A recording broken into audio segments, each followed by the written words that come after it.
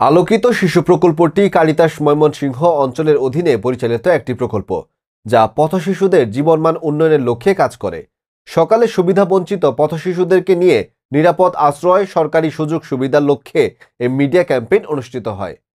শহরে দুটি drop in centre রয়েছে: পাটগুদাম ডিআইসি ছেলেদের রাত্রিকালীন আশ্রয় কেন্দ্র এবং কালীবাড়ি ডিআইসি মেয়ে শিশুদের রাত্রিকালীন আশ্রয় কেন্দ্র। প্রকল্পে মোট লক্ষিত শিশু 500 জন, মোট 40 জন শিশুকে দুপুরের খাবার দেওয়া হয়।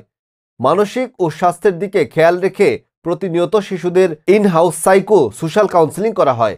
প্রকল্পের প্রাথমিক চিকিৎসা ব্যবস্থা রয়েছে। সচেতনমূলক মিটিং ও সেমিনার করা হয়। পথশিশুদের ঝুঁকি কমিয়ে আনার লক্ষ্যে সমাজের মূল স্রোতে ফিরিয়ে আনার জন্য প্রকল্পটির কার্যক্রম অব্যাহত রয়েছে।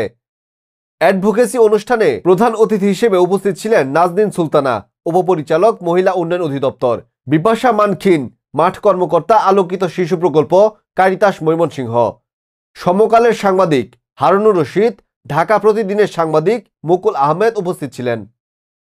যাতে তারা ভালো থাকে, যাতে তারা মা বাবার আশ্রয় খুঁজে পায়, মা বাবার আদর ভালোবাসা। আমার মনে হয় এই যে আলোকিত শিশু প্রকল্পের যারা এই যে কর্মকর্তা, বিপাশা দি, মদিবর ভাই এবং যারা আছেন, তাদেরকে আমরা পুনরায় স্কুলে ভর্তি হয়েছি। এবং সবথেকে কৃতজ্ঞতার বিষয়, আমাদের বিষয় হচ্ছে এই শিশুদের জন্য কোনো রকম ফিস দেওয়া লাগে না। হ্যাঁ, তারপরে আমাদের বস্ত্র লাগে না। এই যে আমরা গায়ে কাপড় পরছি, লাগে না, কিন্তু আমাদের বস্ত্র লাগে। তাহলে খাবারের পাশাপাশি আমাদের বস্ত্র লাগে, চিকিৎসা লাগে, বাসস্থান লাগে এবং সর্বোপরি আমাদের শিক্ষা লাগে। আমরা শিক্ষার মাধ্যমে সমাজে বসবাসের উপযোগী হয়ে তৈরি হতে পারি। তো এই 5টি মৌলিক চাহিদার জন্য আমাদের